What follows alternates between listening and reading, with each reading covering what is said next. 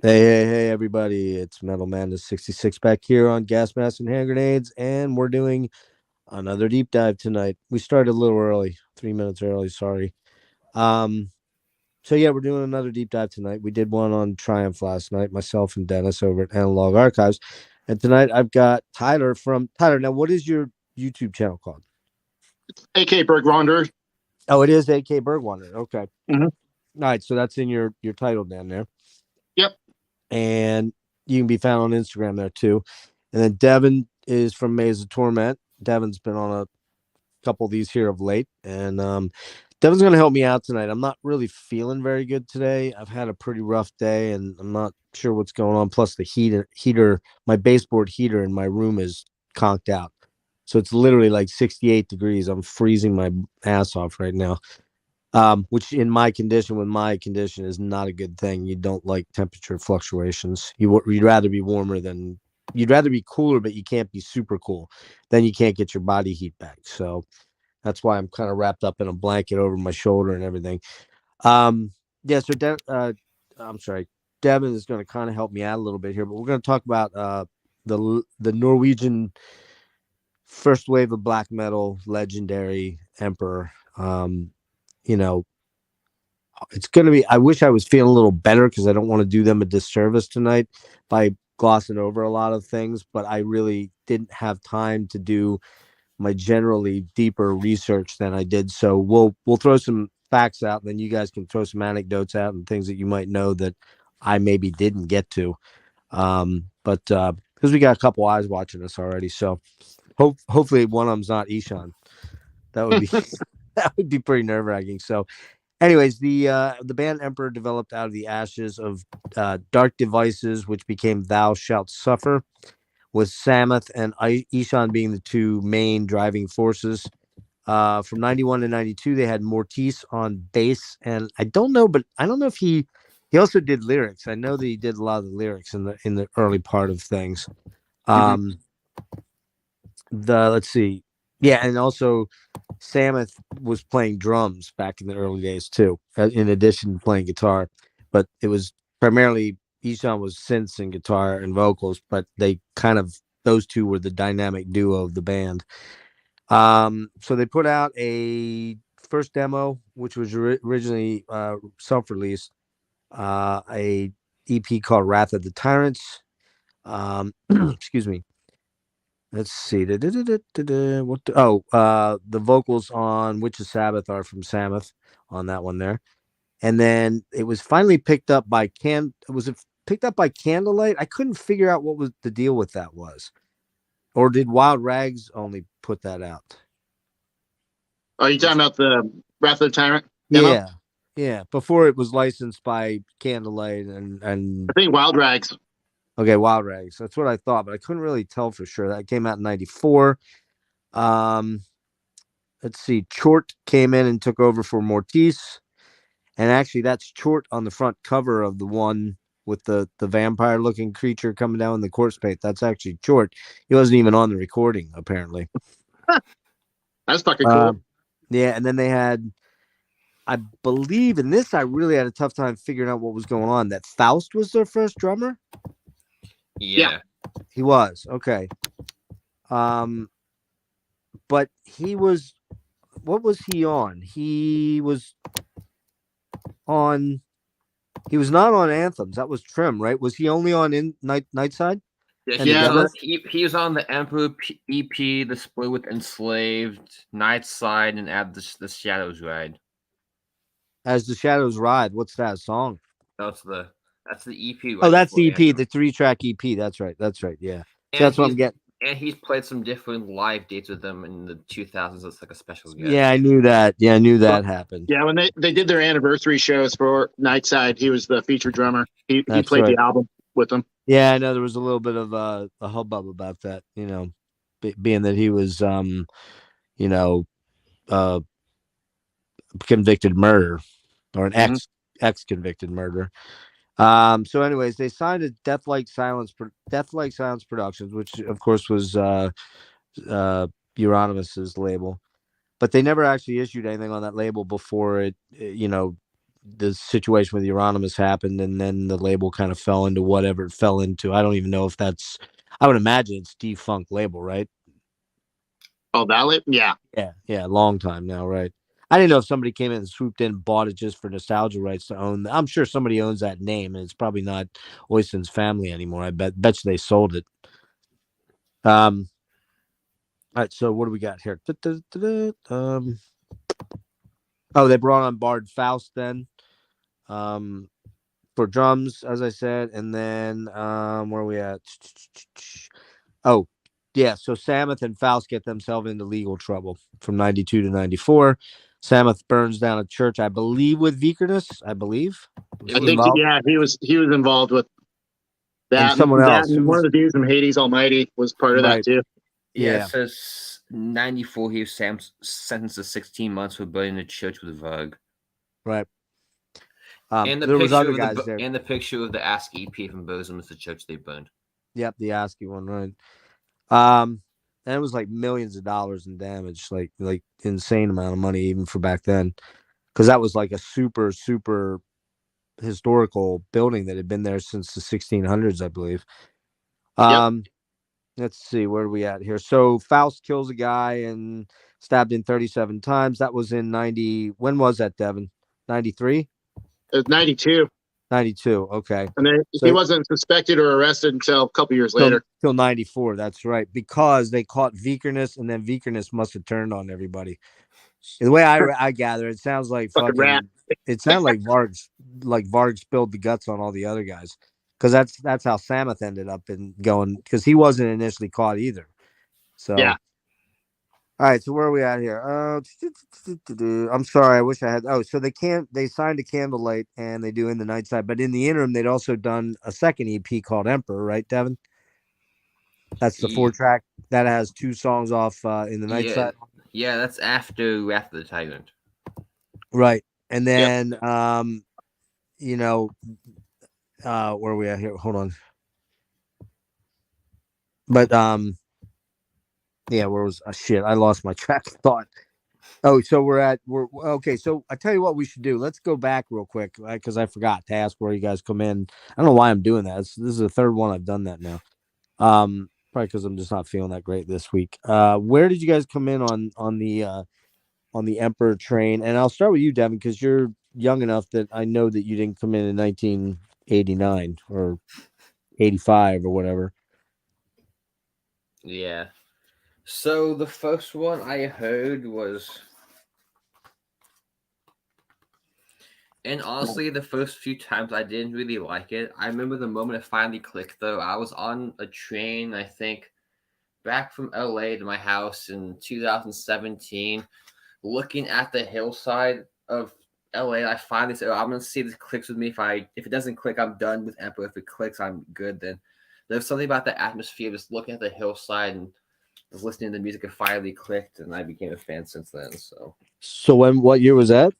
2016, I think. Oh wow! So only in the last like half of the decade. Yeah. I think our stories are going to be a little different. Tyler's probably going to even predate me, I'm guessing. Possibly. So I got real heavy on the black metal train, like 95. And just reading magazines, I'd seen the Emperor name pop up. Like my introduction to black metal was Mayhem, D. Mysteris. And then I took off from there. Anything that was like Norwegian black metal, I was picking up any which way. But I kept reading about Emperor, and then I saw this guy in the music store, and it's the first time Century Black distributed and released the Hordane's Land split with Enslaved. And that was actually my introduction to Enslaved as well. So this is my introduction to both bands. And nice.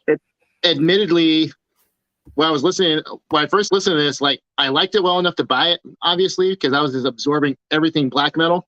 But at the time, I was like, man, this really sounds like shit.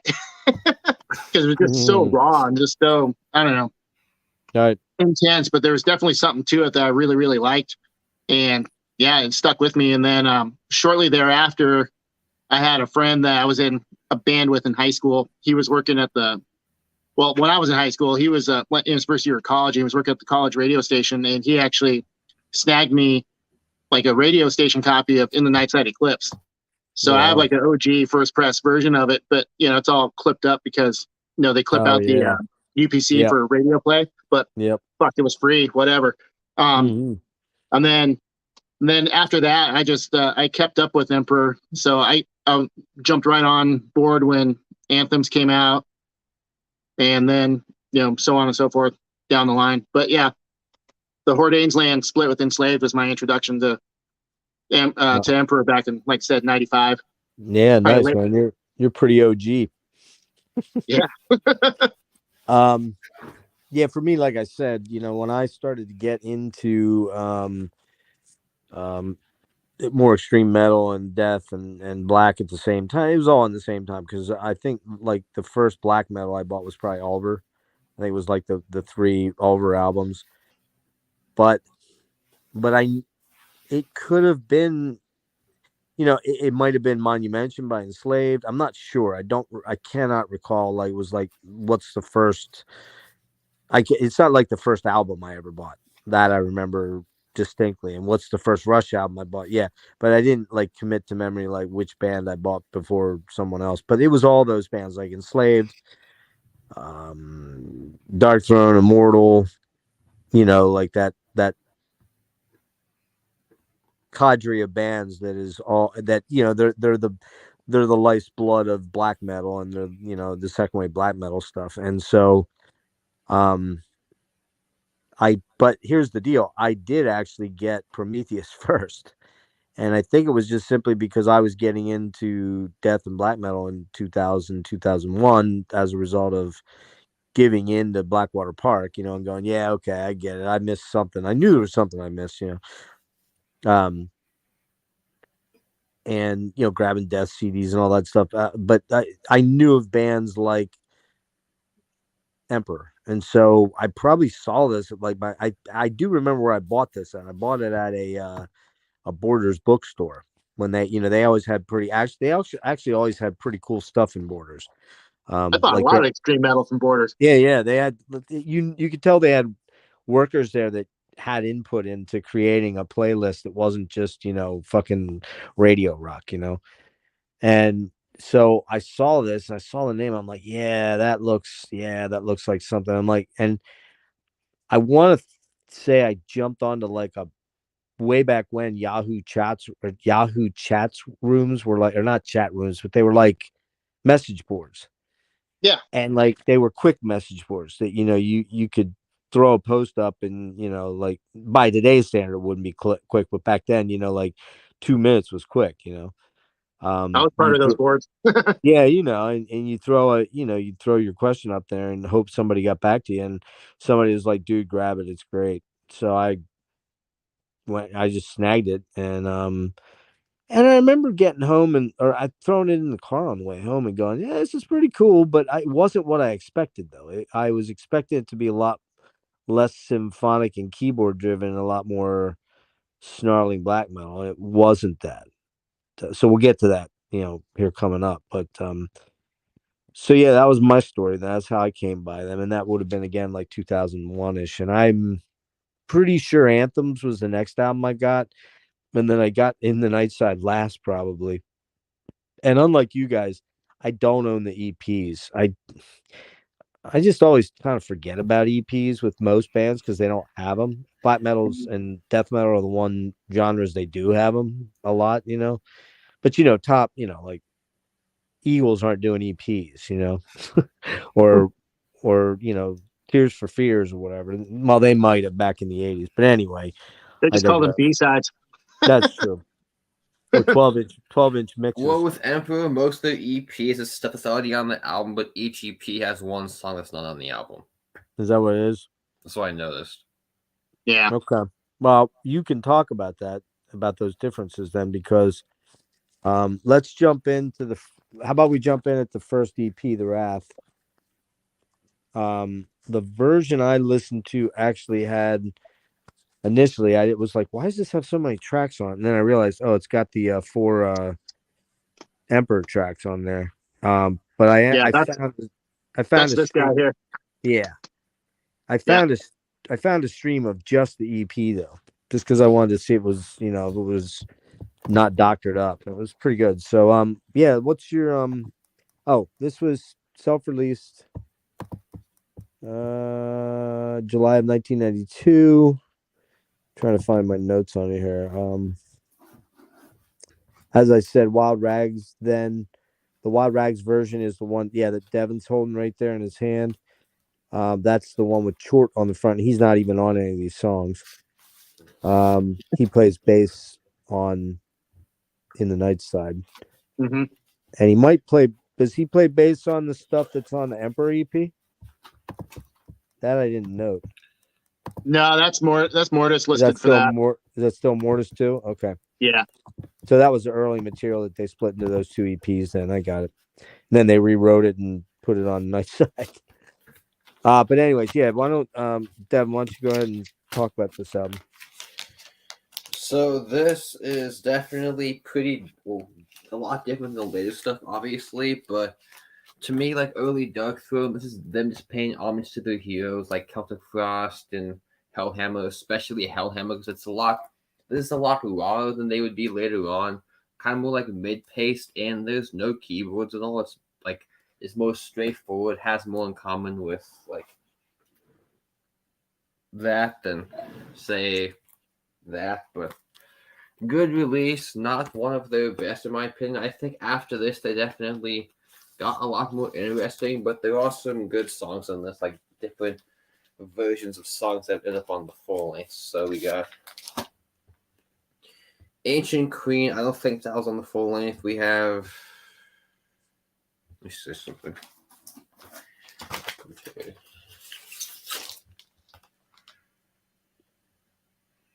No, I don't think any of these songs ended up on. Yeah, none of these did. None of these were on Nightside. I had to double check that. But Actually, No, that's not true. which one did? My Empire's Doom got rewritten or reworked as Beyond the Great Vast Forest. Oh, okay. Oh, So you're they changed right. the name. They changed the lyrics. They actually changed the lyrics. That's right. Yeah, and that has that super cool doomy riff in it. That turnaround riff. That's pretty killer. Yeah. Which there is one song, and I think it's the last song on Nightside that on one of the EPs is instrumental, but on Nightside it's not.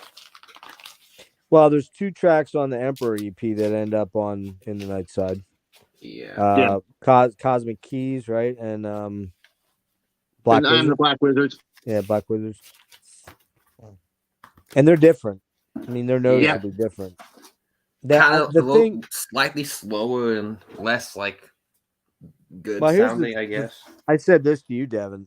In listening to Wrath of the Tyrant, I hear a lot more death metal than I do black metal. I said that in my notes.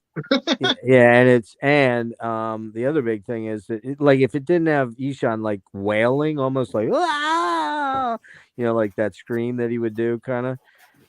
It would be to me a lot more death metal-y. Even the way he's singing in the verses and chorus, it's when he does the screamy stuff that it sounds more black metal, but it's way more death metal than black metal. That first EP. How about you? I stole that from you. Sorry. All good. No, I was saying the same thing, because I hadn't listened to this. I hadn't listened to this collection in a long ass time, and I forgot how fucking bass heavy that demo is. And that was the reason why in my notes I said that it felt more like a death metal demo at times. Right. And actually specifically because of the vocals, because he wasn't doing that super shrieky stuff that he does like on Nightside and on the Emperor EP. Then I actually kind of preferred those vocals, that more mid-range, deeper vocal. It sounded nastier, but and actually I'm surprised he had vocals that deep. I mean, see, in the Nightside Eclipse, you saw, I think it was 17 when they did that. So he was like, what, 14, 15 when they did. Yeah, like how did he get that growl, like that low? Yeah, like I expect a high-pitched shrieky shit from, a kid. 15-year-old kid, yeah. Yeah. But what stands out at you? There isn't any one particular track that stands out on. Well, if there's a track that stands out, it's Ancient Queen, because actually, in Rubizal, we actually covered that song live a couple Did ya? times. Oh, wow. Yeah, Wow. it's a fucking cool song. It's a way fun song to play. But the let's see, Forgotten Centuries, I liked. There's like those really cool kind of. It's not really a lead riff, but it's like a really melodic. There's like these melodic breaks in the guitars that pop up about a minute or so into that track. The Moon Over Car Seer, like the groove, the initial groove in that is really fucking cool. I kind of wish they explored more of that later on. And I mean, all the songs are cool in different ways. Lord of the Storms had that really cool rock and roll type intro on the drums. Nice. Like it wasn't really a metal intro. It was like, it reminded me more like just hard rock. And then they kind of settled into kind of a punky mid-tempo type of thing. Where, I don't know. It's cool. Like and then the My Empire's Dim, which I mentioned earlier, but that getting reworked into Beyond the Great Vast Forest. Those are the tracks I probably like the best on this. But admittedly, though, listening to the Wrath of the Tyrant, I got a headache listening to it because it's just so bass heavy and just so raw. Yeah, it's very raw. I mean, they did that on 4-track, allegedly, and it sounds like it. So I don't doubt them. I don't. Sounds like everything. It sounds like every channel's overdriven. Like, but I mean, that's actually to put together that complex of stuff at that stage at 15, 16, 17 years old is pretty impressive. I think the rest of the guys in the band were a couple years older than Isan. Because there's stories about that when they're in the studio for the Nightside, which we'll get to here in a little bit. But yeah, so for me, Ancient Queen's cool. The vocals are more deathy. Recording is pretty shitty overall. I never quite get the cult infatuation. Like, I just don't get that. Like, when people are like, "Oh, it sounds so cult." Like, yeah, it kind of sounds like shit. In other words, is that what you're saying? Yeah, pretty much, man. But that's cult. It's like, it kind of just sounds crappy to me, anyway. My Empire's Doom, cool doomy riff on that one. Very doomy, deathy versus black metal-y. Forgotten Centuries, very death metal with hard screamy vocals and riffs for days on that one. That's a good one. Night of the Graveless Soul, crazy insane vocal intro on that one where he's just screaming like crazy. And he's doing it with in time of the riff. Then there's that echo reverby troll sounding section where he's doing the trolley voice, like in the, that kind of shit. Yeah. That's pretty cool. Moon Over Car Share. What's that say? Yeah, Car Share. Oh, the drums sound like plastic tubs at the beginning, though. Riffy screams, good stuff. Very DM death metal sounding still. And then the last one is Witch's Sabbath. That's the one with fucking Samo screaming. Holy shit. He sounds completely unhinged, like he's being burned alive or something like that. And last 2 tracks are good too. Wrath of the Tyrant's really good. Yeah, it's not a bad EP. I don't know if I mind it as much. I like kind of bassier mixes usually, but you're right, it is pretty strong in there. But and do we know that was Mortius on there, right, or whatever? Okay. Yeah. The bass parts were killer though. I mean, because that's mostly all you heard. So at least it wasn't shitty bass playing. Now you can hear the keyboard training in there where he's doing the bass keyboards on, and then the chordal stuff up high. You can kind of hear it on that. So there's been a bunch of different reissues of this over the year. I'm not going to get into chasing all that down. It's just too much you can look on Wikipedia. They're there for everyone to see. There was a 98 reissue. I think is that the one you have? Yeah, 98, 99, something like that. Yeah, so it's the Emperor EP with the Wrath of Tyrants. And I think it's got a little other stuff on it, right? Like video or something. I don't recall. Like, I haven't. Yeah, I haven't had a computer that pulls up the mixed media. Oh, that's CDs. Right. That's shit. That's that fucking old stuff. Yeah.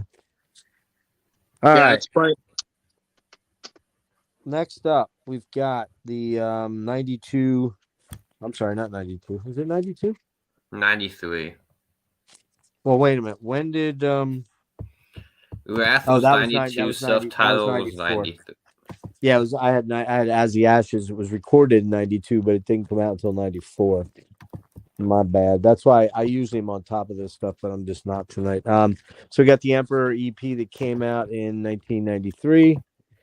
Candlelight. What's that say? Wild Rags. It was recorded. This was recorded in '92. So was the stuff that ends up on the Ashes EP. The cover is a Gustave Doré. What's it, something? Come on, are you kidding me? I can't. Rides a pale horse named Death, right?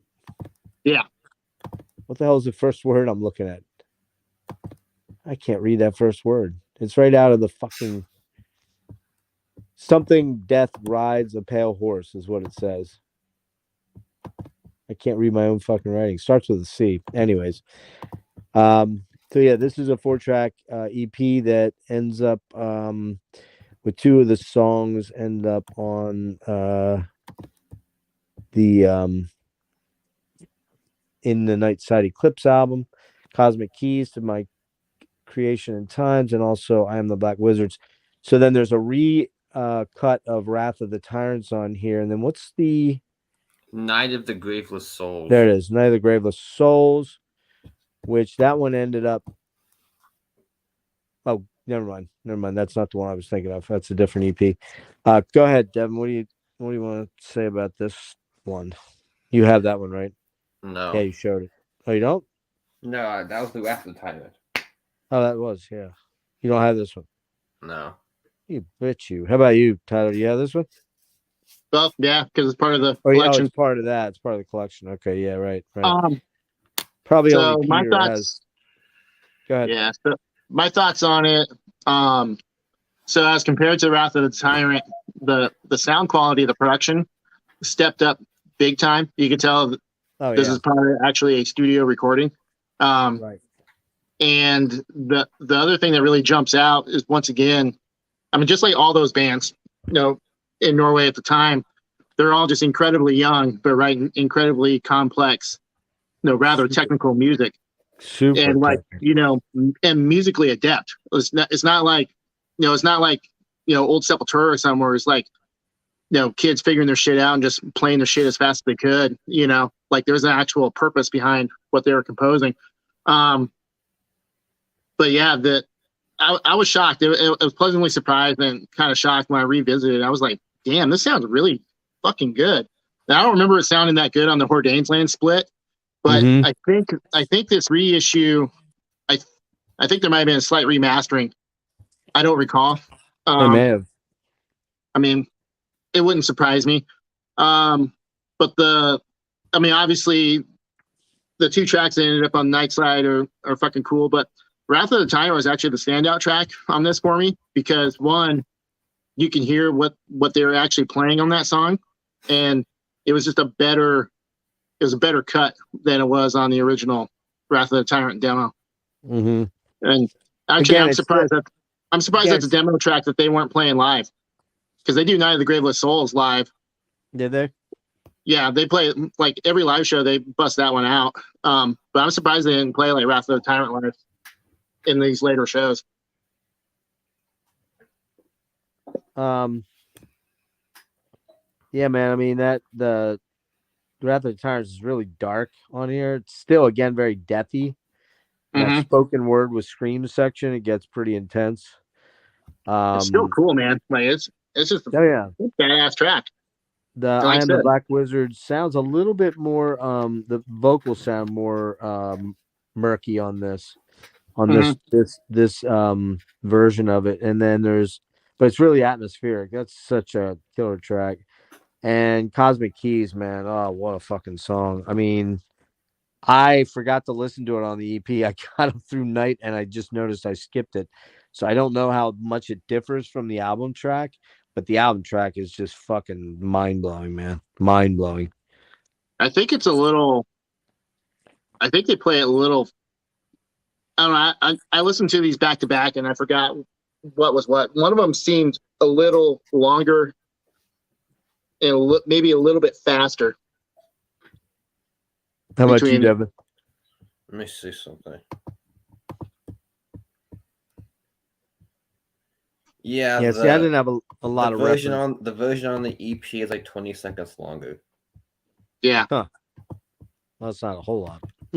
Yeah. I guess. Well, that actually you can get quite a bit of information in 20 seconds. I guess Maybe you because want to. the beat's slightly slower, so Well, what's your thoughts on this one? basically it's a continuation of Wrath, but I like it a lot better. But still, you could tell where they're going next with this record. Could you? A little bit. Yeah, I guess you could. I mean, you could tell it was going to become very progressive A little because bit. it was moving that way. I mean, no matter how much you look at it, In the Nightside Eclipse is a fucking prog record to a large extent. Just dressed out in a lot of black metal trappings to me. So, where are we here? We are at we talked about the okay, so let me look here. Just want to check out.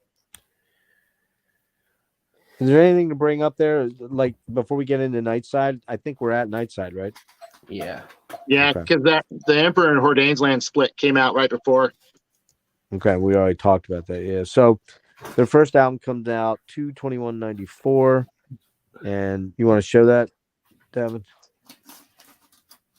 In the Nightside Eclipse, artwork by Necrolord Christian Valen or whatever his name is.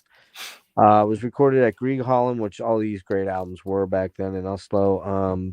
Pitten was on, the main guy that did Enslaved's amazing production, did their incredible production. It's out on Candlelight. And why don't you talk about this one, dude?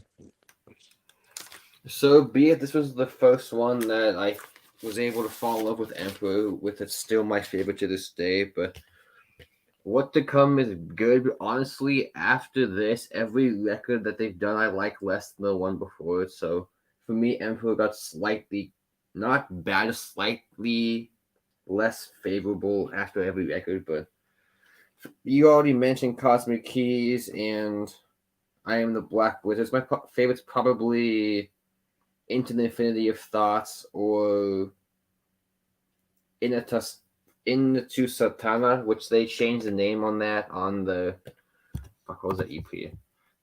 No. Eno. No, Yeah, it's Eno Satana. Yeah, it's and on Revenants they changed it to Opus Satana, and that version is an instrumental version. Yeah, it's a synth version of it. Yeah.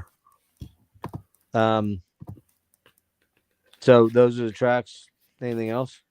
Yeah, but I would say this is a perfect mix. This is like for this style, this sounds really good. Like if it was some albums that if they sound like too overproduced, they kind of don't sound good for like super huge and good sound. This is one of the albums where it's like the production matches the music perfectly. It's like kind of raw, but you can still make out everything that you're hearing. So yeah. And they were pretty young when they made this, but still considering their ages is a great record. So yeah, definitely one of the best black metal records of all time, if you ask me. This is a 17 reissue. Oh, we go.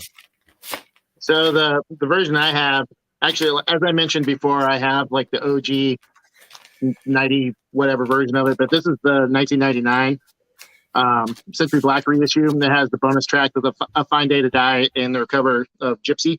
Oh, right.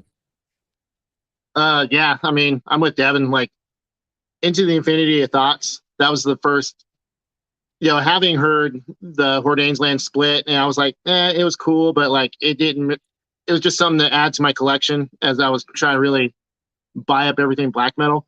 But Into the Infinity of Thoughts was the first real track that made me sit up, and I was like, holy shit, this band is something else. And then reading later on, just how young these guys were. Like, Ishan was 17 when they recorded this, and the stories around their studio session is pretty hilarious because he wasn't old enough to go to bars, but the rest of the guys were a couple years older than he was, and they were going out and going to the bars and drinking and partying after a studio session. So he'd hole up in the studio and just continue to write music and record tracks with Pitten.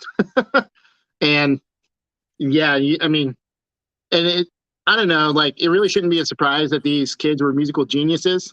Because I remember reading long time ago, I want to say it was like a Spin magazine article that there was like a really big feature they did on Norwegian black metal, and they were talking about when Ishan and Samoth met, and they met in school, and it was like a music and arts school, and it's something to do with the I don't know if it's just in Norway or it's all the Scandinavian countries, but they reach a certain age in school and like in high school basically, and they can either go to a trade school and learn some sort of trade and get their education, or they can go to a music and arts school and focus on music and arts and continue their education. And that's where they met, was in a music school. So you hear the shit that these guys are playing, and it's no surprise at all that they're very complex technical musicians.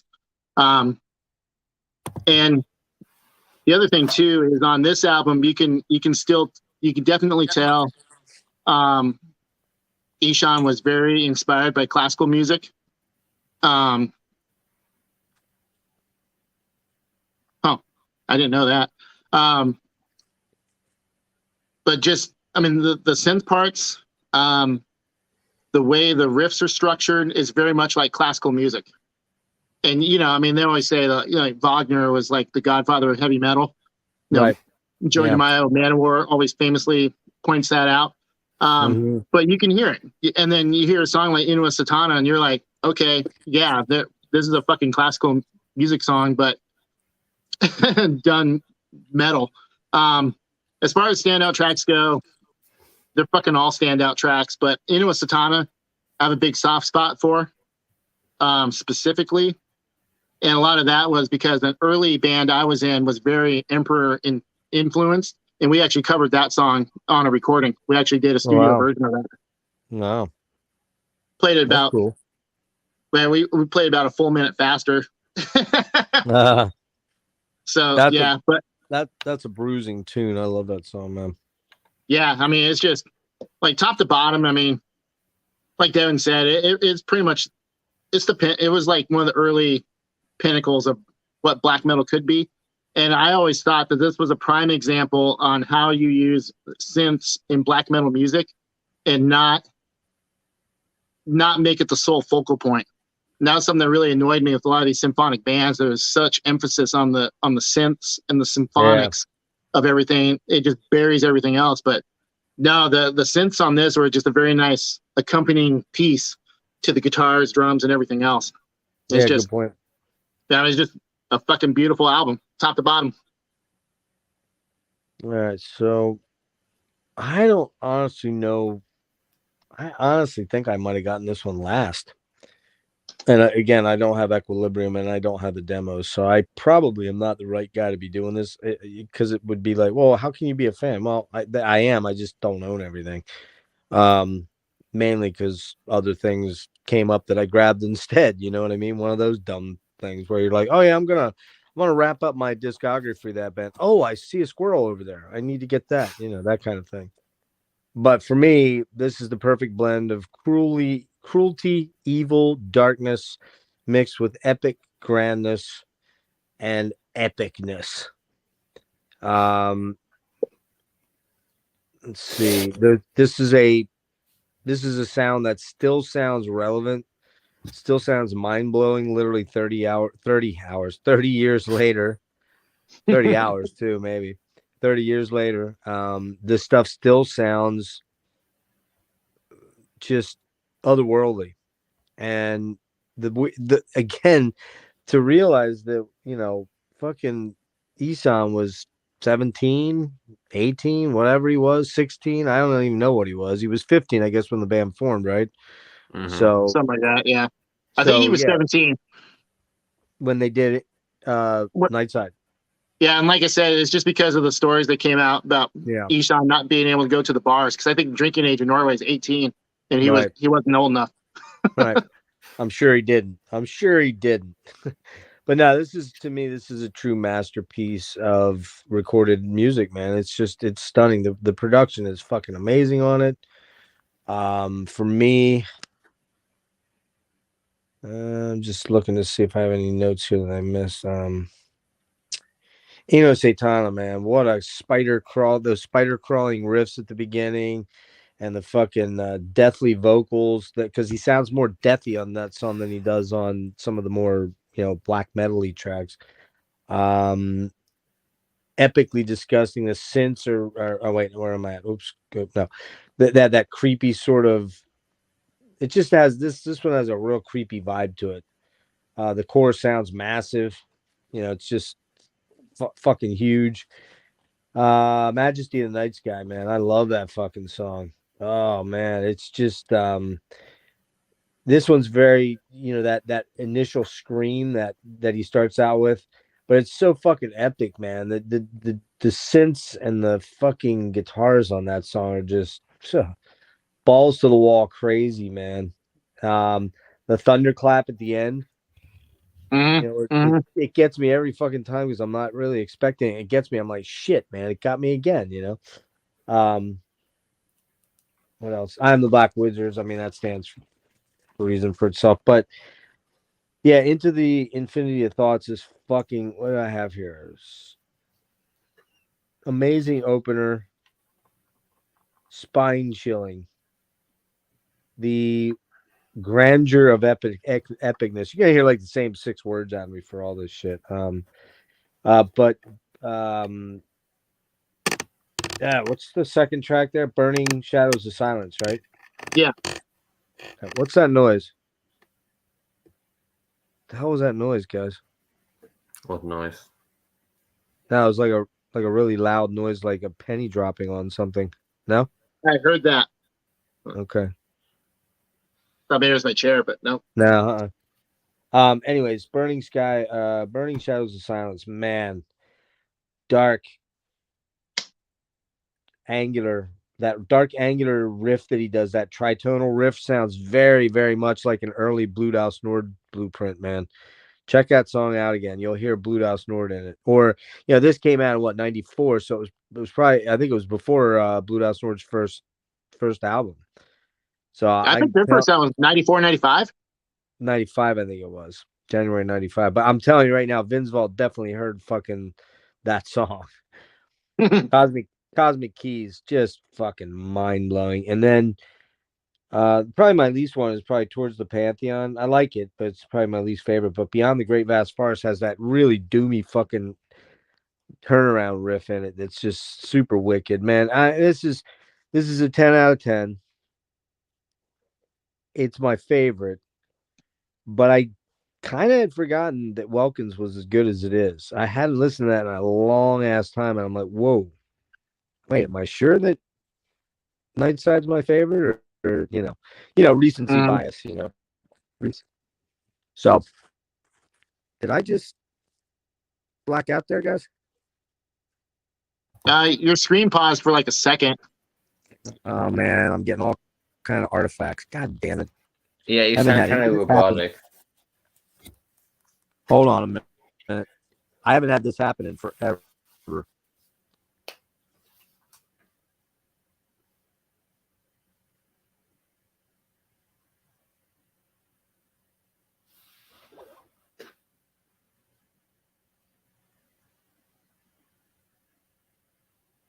You guys there? Yeah. Yep. We got a big problem. Son of Uh-oh. a bitch.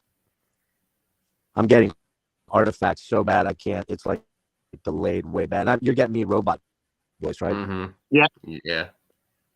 Big time. Son of a bitch. Let me try going out of the session. You guys stay where you're at. I'm going to leave the session entirely. Come back in. It's not one thing, it's another. He's playing as often as he's been doing these deep dives. Like, he's playing with the odds, man. Yeah, for real. It was bound to happen. But man, it was great revisiting these albums again. Because I buy so much fucking black metal and I listen to so much shit. Like, I tend to kind of forget about. Not really forget about the old shit, but I tend to kind of put it on the back burner, trying to catch up with the next newest greatest thing or whatever. But all right, can you guys hear me? It was definitely. Yeah, we can hear you. Yeah. We better roll because I have no idea what's going on there. I have no idea if that's going to last long or not. I'm a little leery that it's not going to last very long. So, all right, where were we? Oh, yeah, I was finishing up track. So, yeah, again, it's a 10 out of 10. It's fucking, absolute classic, legendary recording of Norwegian black metal. Just, it does not, for me, it doesn't really get any better than that. I mean, I like the other albums quite a bit, especially the next one, and I like even Equilibrium, but it just doesn't. They don't quite measure up to this. But you might have a different opinion. So, Yeah. where are we at here? So we have Anthems comes out. Yeah, that one. Yep. Anthems comes out July 8th, 1997 on Candlelight, Century Black. Here, I'll hold it up there a sec. Is that the one with the 2 additional tracks on it or 3 additional tracks? Yeah, it's got the Reverence EP Right. tracks on it. What do I have here? And including a CD-ROM video data track. Oh, nice. Yeah, no. How old is that shit? This was also done by Pitton again and Greg Holland. And you want to jump into this one? You might as well. Yeah. So I remember reading in magazines that this is going to be coming out. We saw the ads, and I was like, oh shit, New Emperor. And my best buddy in school at the time, me and him were almost in competition. Like, we're trying to be the first ones to pick up all the new shit. He beat me to this one, but he found it at the local CD shop, and he came right over to my house with it. And the thing I remember is he first hit play and that intro track, that Allsparter, The Oath. And I was like, whoa, this is, you can already tell that it's creeping up to the next level type shit as far as, well, everything goes. But I was not prepared for Ye and Transperium. When that song kicks off, my mind was fucking instantly melted. And then Savage. Oh my God, dude. And then, well, the other thing I read about, I was already a fan of Trim because of his work with Enslaved. Oh yeah, especially on Frost. Oh yeah. And I saw Trim was doing drums for him. I was like, oh shit, like this could be pretty fast album. Once again, not expecting what he does on Ye and Transperium. Balls to the fucking wall, nonstop. What is it? What BPM is that? I have no idea. Like, I don't pay attention to that shit. I do notice though, when he goes from fast to faster, like the end of the song is faster than the beginning of the song. But I mean, everything about this album was everything they achieved on Nightside, but like multiplied tenfold.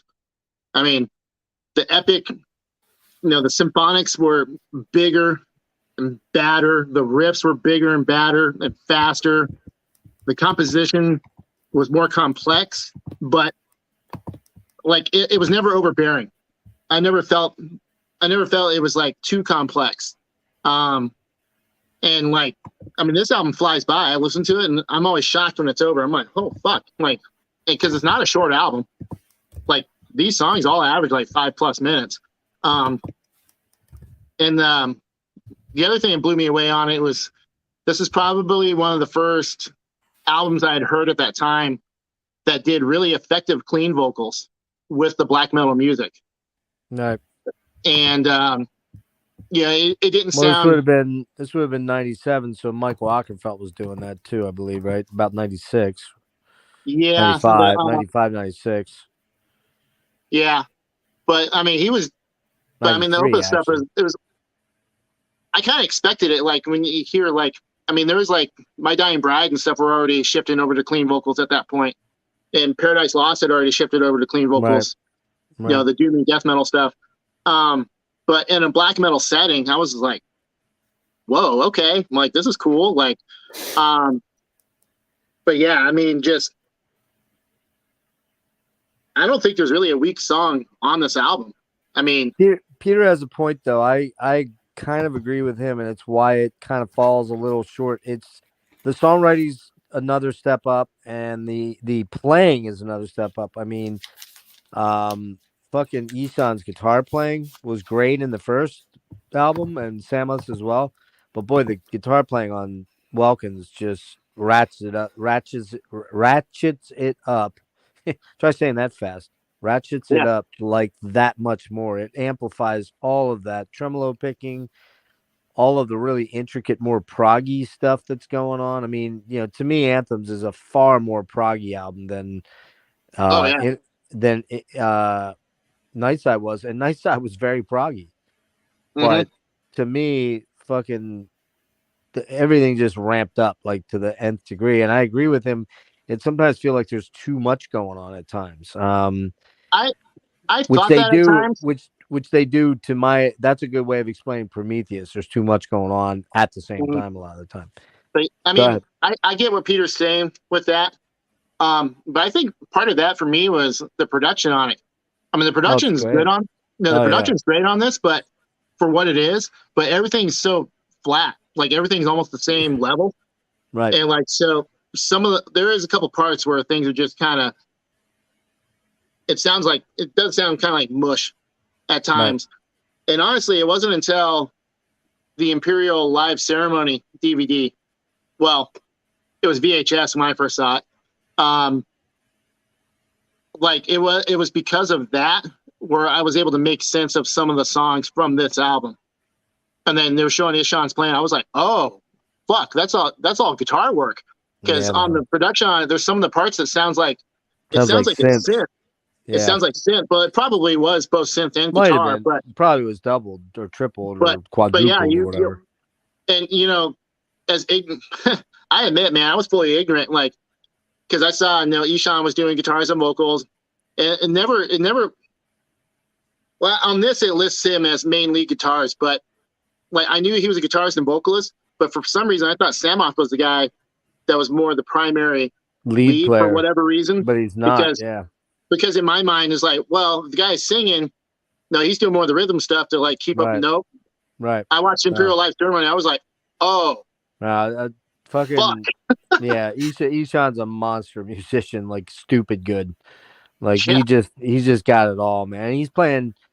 Usually he's playing 7 strings.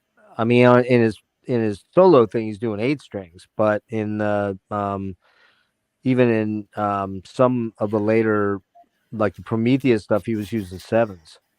Yeah. So 9 Equilibrium, he was using the 7 string. What's that? 9 Equilibrium, he was using the 7 string. That's right. He did on a couple songs. That's right. So I mean, there you go. He's been kind of at the cutting edge of that whole thing, getting different tonal characteristics from the guitar that a lot of other death metal bands weren't, just because he was playing, a 6 or a 7 or an 8 string or something like that. So yeah, what do you got on this, Deb? So this in Nightside at like 1A and 1B. Depends on my mood which one's my favorite, but this arguably has my favorite song they ever did on it, which is The Lost and Curse of Reverence. Which has a hilarious music video. They're all like in that like castle thing and they all look super dorky. I mean, they're all wearing the armor. But besides that, Ye and Transperium, that opening super fast like tremolo part, and then that like chord like ja ja ja ja with the super blasty part, that's awesome. And then with Strength by Burn is probably another highlight. Fuck, there was no bad song on this. I agree. Like the first 2 echoes have no bad songs, but yeah. Let me see. What did I? Okay, so which I think it was it like. I think I heard about Nightside. There was like some parts. There was like 17 synth parts in one song, like different like layers, like texture wise. I'm sure that sounds like it. That wouldn't. Yeah, I'm not surprised. Didn't Ishan do all the synths too? On what? On Nightside and I believe, yeah. Let me see. I believe he did. Yeah, I believe so. Yeah, main lead guitars, vocals, and synths. Yeah, he's fucking unbelievably talented guy, and I like a lot of his solo stuff, but we're not going to get into that tonight. We can touch on it at the end, but yeah. So for Anthems, for me, it's right there. It's right there with Nightside, except for it's just a little bit. There's a couple of the songs that are just too over the top for me. So literally, like they're approaching cheese, just a wee bit, just a bit. You know, Alvishtar, whatever, the Oath, whatever. That's super brooding, drony guitar sort of thing. But you can tell right away that when he breaks into the epicness part, like the War March part, there's like you're just like, whoa, this fucking dude was like 20 years old when he wrote this. Like, come on, man, like 19 or whatever it was. Like, come on, that's just not even possible, is it? What was the song where he did that King Diamond scream and then he went to that super fast like thrashy part? That's in Well, that's at the beginning of Ian Transperium. yeah, it is. Yep. I mean, he probably. Yeah. I think there's a couple other parts on the album, but I just know on the beginning of Ian Transperium or coming out of the All Smarter, like he does that real high pitched. Yeah, and that thing, clean. man. I mean, that thing is drum insanity on that song. It's just fucking over the top. Like Bard's drumming is Faust. No, wait, Faust, right? Trim. It's Trim. Or Trim. Yeah, I goofed up. I keep having Faust on the mind. Yeah, Trim is just fucking insane. And like you, I loved his drumming on Frost. And wasn't he on was he on Viking Ligger? He was on all the old Enslaved stuff from the demos on through Frost. Yeah. And then he left at Frost, was that right? Yep. Yeah, man. But they actually, every Enslaved drummer's always been fucking great. They have a wealth of riches at that seat. What else do we have? Insane, nasty, savage black metal on Yin Transperium. And apparently it's based on a mayhem riff that only guys that were there knew. You know, if you were there, you're there. You know. Yeah, I heard a rumor that apparently, like the intro fast part, Euronymous wrote that and wasn't going to use it for Mayhem, so he gave it to Ishan. Wow, that seems surprising. Which that doesn't really seem like a Mayhem riff, so it's kind of odd. Yeah, because Mayhem wasn't really that fast ever. But well, I mean, Buried by Time and Dust. Yeah, I mean that goes from the fast to faster part halfway through that, and he's riffing. I mean he's picking pretty fucking fast on that song. True. So what do we got here? We got Thus Spake the Night Spirit, Tremolo Madness, Double Bass Insanity, Orchestral Madness. That fade out chord progression towards the end before it just ends pretty abruptly. Man, I love that chord progression at the end of that song. Let's see. Ensorcelled. I don't even know if that's really a word. Is it? Ensorcelled by Chaos? I guess it is. I don't know. Idea. English wasn't their first language, I'm assuming. So. True. Galloping Synths with a really cool breakdown in it there. Kind of an epic breakdown. Lost and Curse is, that's the one. It's an epic track, but the funny thing about it is it's very upbeat. It's almost happy sounding, which is look at the video. They're pretty goofy in that. Dude, the video is fucking hilarious. But at the time when I first saw the video, I thought it was the coolest damn thing ever. Are they trying to be serious in the video? Of course. What's that? Are they trying to be serious in the video, or are they taking the piss? Hard to say. Not sure. I think they're trying to be serious, right? But they're probably drinking. They're probably drinking. It's black metal videos, man. Like the Immortal one. Like what is it? Blast Your Mighty Raven Dark, where they're like in the hills and they're all like. No, that Blast Your, they did that on the glacier. Hamming up, crab walking everywhere. No, it was one of the songs from the first Immortal album where they were running through the forest and the guy's got the wizard hat and he's doing the abbot wearing the wizard hat or whatever. Oh God! So he was actually taking the piss then. Oh, absolutely. He was probably drunk out of his mind, I'm sure. Probably, but no, you watch the video for Lost and Cursed Reverence, like the armor that Ishan's wearing on the band photo on the back of the album. Like, they're all wearing shit like that, and God. Like and playing outside of a castle or some shit, and like, oh man, I mean, there's cool moments. there's cool moments, but there's other times I'm like, yeah, this is kind of cheesy. But like I over said, the when I top first saw cheesy. it, it's the coolest fucking thing. Well, real quick here, accumulate. What's it called?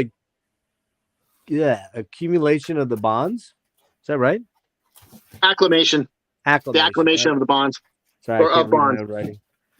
Super proggy, man. Super proggy blackiness. Cool track. Raging and proggy. The breakdown section from the orchestral part is super cult and badass. That's a very complex song, man. And also, I think this is the one that right during the one part of it, they go into the Metallica "For Whom the Bell Tolls" thing, right? Yeah. Yeah. They basically do the fucking riff more or less, dun dun dun dun dun, and then they go right off into the back into the song. That's a cool track. With Strength I Burn is really cool, very chorusy, a lot of clean vocals on that one. Has a real again cinematic sort of vibe. And then the Wanderer, which I listened to the 8 song version. Very dark and brooding. Very cool ending to that. It's a great outro. For me, it's a 9.75. The only issue I have it keeping it from being my number one is that I just like Nightside a tiny bit more, just barely, but just enough. But this is damn near a perfect album, and it's for most bands to have ever put out an album like this, it would be a career achievement forever. But this was number 2 in a row for these guys. So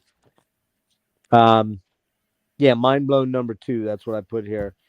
Oh, funny thing, did you guys ever see Emperor performs sophisticated black metal art exclusively? Did you see that was printed, I guess on the jacket screen or on the CD or something? Yeah, the very bottom down there. Right. Not remotely pretentious, are we? Oh, fuck no. Like not even just a little bit of humility there. What everybody else does sucks, but what we do is art. But Yeah, they're keep in not mind though, when this came out, what other bands were doing this kind of stuff with this effectively? I agree. I mean, Cradle was doing their thing, but they were like way more English Gothic, like and kind of cheese. But no, I agree. I don't disagree with you at all, man. Not at all. I mean, I just thought it was funny when I read that. I'm like, oh, I forgot about that. And I read it. I'm like, yeah, you guys aren't remotely bashful about saying you're better than everybody else, are you? But they were. But to a large extent, they were as players. What else do I have on here? Oh, why can I not read? Hang on. Oh, this is almost in a weird way. It's like a prog black opera in a weird way. I mean, you don't have multiple characters in it. You have one character basically, but it just has that operatic feel to it a lot of the time. Like almost over the top orchestrations, over the top guitar playing. Man, the guitar playing on this album is savage, man, all the way through. It's just crazy shit. Yeah, so really great album. Anybody want to say anything closing on that one? Yeah, I think we pretty much summed it up, man. Like good. Okay. Peter asked whether we talked about Reverence. We didn't, but what songs were on there? What were the 2 songs that were missing? Or 3 songs? In Longing Spirit's the only one we're missing. Okay. Yeah. And then Opus of Sadhana that he mentioned earlier, but like I said, that's the fully synthesized version of, which is fucking cool too. But it sounds like a movie soundtrack. Right. So yeah, there's that one track there. Sorry, Peter. I mean, maybe Tyler can speak to it. I would imagine it's in the vein of the other songs. Yeah, I mean, there's a reason why it's probably just on that EP and not a final cut on the album. All right. So next we've got the IX Equilibrium or Equilibrium IX, not Equilibrium. Not Equilibrium. Not Equilibrium. Came out 3/15/99 on Candlelight. Century Media, and that was at our Haugen Studios, and produced with Emperor and Thorgrin or Haugen. I don't know how to say these names. I'm not Norwegian, but yeah, this one, my note at the end is they took black metal into prog and symphonic insanity with this album. Very tritonal too. So go ahead. I'll let you start this time, Tyler. Honestly, I didn't think that this was as. I mean, it was proggy, but I didn't think it was as insane as Anthems. I actually felt like this was a more simplistic album than Anthems was. Like the real crunchy, heavy riffs and like straight up like heavy breakdown shit, like on Sworn.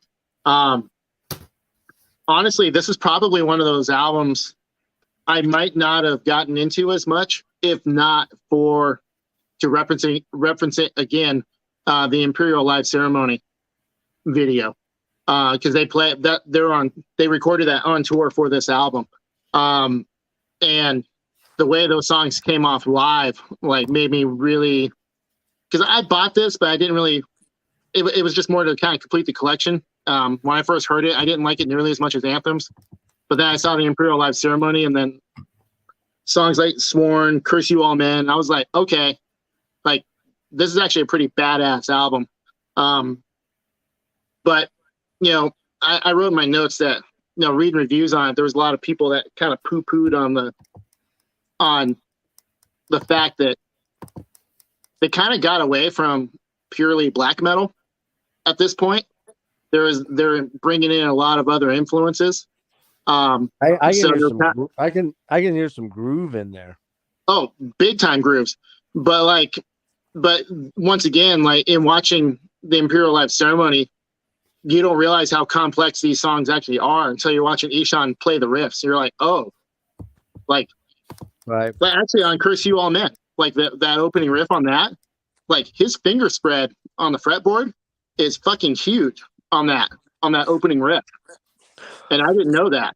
Now I'm watching, I'm just like, holy shit, man. This is, and my guitar player friends were just like, I give up. Like, I can't fucking do this shit. Because they're just watching his hands like just spread way the fuck out and like just doing like, that snake like walking chord type stuff. Yeah, right. But I don't know. I'm part of me. I have a couple other thoughts on why the music. Like when I say simplistic, I don't mean that it was dumbed down, but I don't think they probably didn't have the intent and energy to try to do an Anthems Part 2. To try to do something that just complex and intense and over the top. And then, also Ishan was also writing music with his then wife at the time with Peckham, which that material sucks, by the way. Oh yeah, Peckham, right? I didn't really get into that. What's that? Isn't that with his wife? Isn't his wife in that? Yeah, it's his wife and brother-in-law. Yeah. Okay.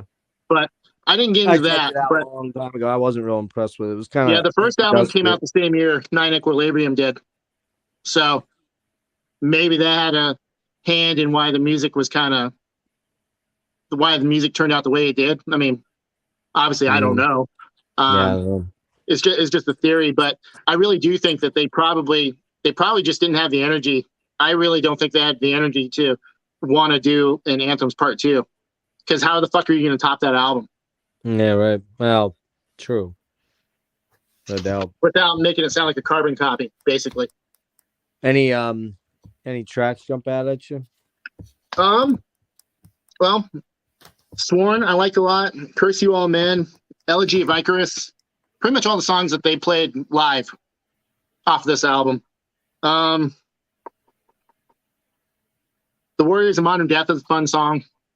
Source of Icon E is the one where he goes nuts on the King Diamond worship. Oh yeah, definitely. Just doing all that falsetto silliness. Mm-hmm. I mean, it sounds cool. He sounds a lot like King, to be honest with you. Which I've seen interviews with Ishan. He said King Diamond's one of his favorite bands of all time and one of his biggest influences, so that makes sense. Oh, yeah, absolutely. You Yeah. can hear it. You can definitely hear it in everything he does. What do you got on this there, Devaruni buddy boy? So this one took a while to click with me because it sounds pretty different from Anthems, but I don't blame them because there was no top in Anthems. Let's be real; they didn't want to do an Anthems part 2, so I agree. This is definitely a good direction to go instead of making like a more watered down version of Anthems. But favorite songs in here probably Sworn and The Warriors of Modern Death, or The Blindness of Subsequent Seers. So that's another good one. But yeah, underrated. Yeah. I was gonna say it's killer. It's a killer track list. It's just different. There's a different sound here. It's a little darker. I think he might have switched, like you said, he switched to that 7-string, and I'm gonna stay back. I'm sorry here. It's like the more progressive sound before Enslaved did a couple years later. So maybe Enslaved were listening to this album and decided to go in this direction. Well, what year was this again? 97, right? No, this was 99. Oh, 99. Okay. And when did proggy to like 2000? When did Mardrum come out? 99, wasn't it? Mardrum came out like 98, 99. It was right around there. Yeah. Yeah. I think it might have been 98. I can't remember. Should know that, but I don't remember. It's either 98 or 99. I'm thinking it's 98. But very progressive. Mardrum was 2000. That was 2000. Yeah. So there you go. This one came out in 99, and Enslaved was like, oh, they're making a real prog album. We should sort of maybe think about doing that too.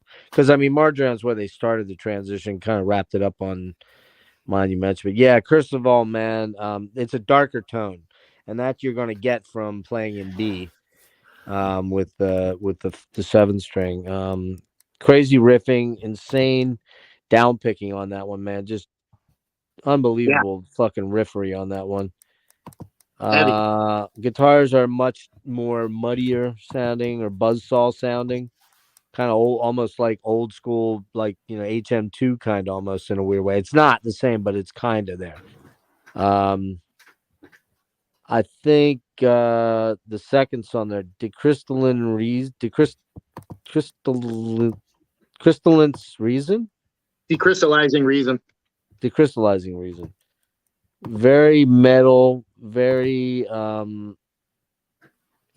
Eastern vibe. Super cool, spacey guitar riffs. That one I really dig, man. That one's really cool. That's when it's like 7-8 minutes. It gets really super progressive. Totally dig that one. An Elegy of Tears. There should be Elegy of Icarus. Elegy of Icarus. Yeah, sorry, man. I cannot read my writing, and I'm just not feeling well, so I'm having a hard time. Epic clean vocals. The choral vocals, and they're really big. Sequence of E, or Source. Yeah. Source of Icon E. That's the King Diamond Worship, man. It's super cool. Sworn is kind of a rager. New Nonus Equilibrium. That one's got blast beat mania all over it. But it's really cool. It gets kind of he does the what does it say, that the mellow section there with the eerie guitar. What else we have here? Oh, come on. Seriously, where did I go with that thing? I made a lot of notes on that, and I can't read any of them. How about that? Of Blindness. I love that fucking intro in that. What's that called? What's it called? Of Blindness and Subsequent Seers. That's it. Yeah, Blindness and Subsequent Seers. Love the intro to that, man. That's a super cool intro. That's probably like my favorite intro of the whole album. And like I said, they took black metal into prog and the symphonic insanity with this album. It's just, there's a lot of tritones on it. Yeah, it's killer, man. I really like this album. I really do. I'm not gonna lie, it's the one I don't own, so I haven't listened to it much. But every time I listen to it, I'm like, why don't I own that? Why didn't I pick that up yet? There's no reason not to own it. Let's put it that way. Mm-hmm. It's, to me, it's near the quality of the first two. I'll say that. It's not right on it, but it's near it. And it does have a different sound because of the darker, the 7-string sound. Well, one thing I pointed out in my notes on it is it was a different direction for sure from Anthems. But like I said, you watch that Imperial Live ceremony or listen to the CD that came out for it. These tracks stood alongside with the old classic tracks just fine. Like it didn't sound like a huge juxtaposition between. It wasn't a big jolt. It wasn't a big shock in between sounds. No, I And mean, when they play these live, and you're just like, oh, these songs songs fit. Like, yeah. I don't know. It made me watching the live tracks on it made me appreciate this album a lot more. How many do they usually play? Well, like I said on that. Now, granted, there's a lot more video footage and concert audio that they chose not to use because they're going into all sorts of different songs. Okay. But they fade them out. Like the song would end, and then they would go right into the next song, and it was cutting out. I'm like, no, I want to hear that one. But yeah, right. On that specific thing, they actually opened with "Curse You All Men." They play "Elegy of Icarus," "Sworn." I think those are the only three from that they played. That's on that live video. Well, there's how many tracks on there? 9. 9 So tracks. Third of the album. Yeah. Mm-hmm. I don't know what they do in current tours, like when they go out now. Was that a recent tour that you had, or No. Like I said, the Imperial Live ceremony that came out right around the time that 9 Equilibrium was out. Devon, look up set list for them at where were they? Psycho Las Vegas. That was recent, August, I think. See what they played. Curious to know what all they played on there. Well, these last few tours they've been doing has been revolving around anniversaries of their albums. Oh, Right, so I found the Vegas one. good. In the Wandless Chamber, thus spoke the Night Spirit, and in Sourced by Chaos, the Lost and Curse of Reverence. Slow down. The encumberation of bonds with strength I burn, curse you all men, the majesty of Night Sky, I am the black wizards, honor to us satanic, cosmic keys to my creation and time, and ye in Transiperium. So 1. 12. Yeah. Well, it's only one song from 9. Did I hear that right? that's what it sounded like. Yeah. Which could, like you say, could be more because they're focused on the recent or just recent, anniversaries of those 2 major albums. But Yeah, I don't know if they do any Prometheus. I don't know if they do any. Some festival I had a ticket to go to in 2020. I was supposed to see them, but I got really bad. I missed it, and they played Nightside in its entirety. Oh man, that fucking sucks. Yeah. Couldn't have happened to a nicer guy though. Fuck you. All right, so did I roll through my tracks on that one? Yeah, we did. So we're at the last one here. Now here's where I did not have time to dig into history because I was just trying to get too much done in the last minute and not feeling well enough. What was the story with was this like we got to do this album, so let's get it over with, or was it a band was behind it project and then they break up, or how'd that, Okay, it says active 91, 2001, 2005, 2007, 13, 14, and 16 to present. Yeah, but that's all touring. They haven't. I'm talking about why. Is there anything in it about why Ishan left? Because I honestly don't know. I just didn't look it up. Didn't have time. If I recall correctly, I think around the time that Prometheus came out, I think Samoth and Trim were touring pretty extensively for Zyklon at that time. Right. I think there was more of a concentration on Zyklon for those two. I mean, and with Ishan going solo and doing his own solo thing. Well, we'll get into it. Like when it's my turn to talk about this. Like I have thoughts on that on the sound. Yeah, I mean, but go ahead. You might as well. Okay. Well, I've often declared Prometheus as kind of the coming out party for Ishan's solo stuff. Oh yeah, it is. Because it's well documented that he composed 110% of everything on the album. He even programmed drums. So Trim basically played along with already pre-recorded drum tracks, essentially. Like Okay. this is the first Ishan solo album. Essentially, it just he happened to be backed by Samoth and Trim in the studio. In my opinion. Yeah. And as heavy as the classical influence and as heavy as the prog influence is on it, like it's obvious. I mean, it's yeah. I mean, you're saying like, you know, progressive insanity on Nine Equilibrium. This album was the progressive insanity for me. Right, but I mean, as again, I look at it more as the progressive insanity of the Emperor sound, because like you, I kind of feel like this is just an Ishan solo album. Because it basically kind of sounds a lot like Angel and some of the early, you know, stuff that he was experimenting with. It, you know, he had the wherewithal and the finances to go in and make this album, but he basically pretty much did it all by himself, which means it's a solo album, you know. So do you like this one or not, or what's your? I like it, but it's been well stated that like I've never been the biggest prog fan, and this album really gets out there on some of the tracks. I mean, ironically enough, my favorite track is the one song they did the video for, and the Empty. And it's also the shortest song. That's also that one sounds like, to me, that sounds like black metal pop music in a weird way. It's just got almost a pop underpinning to it. Well, the production and everything on it, it's so pristine. I mean, this is probably the best produced album. It's very clinical. There's no doubt about that. It's very clinical. I don't hate it. It's not grating, but it's not very warm. It's very kind of cold. Yeah. How about you, Devon? Yeah, I've never heard Ishan solo stuff, so I can't comment on that, but I looked it up. Apparently, Emperor and Ishan are both signed to the same label, so maybe the label wanted him to another Emperor album before they agreed to sign his solo stuff. Yeah, like, you know, like a Tony Iommi thing or something like that. You got to call it Black Sabbath, you know. Yeah, maybe, but I mean, I could. Oh, go ahead. Sorry. No, go ahead. I was gonna say I do recall.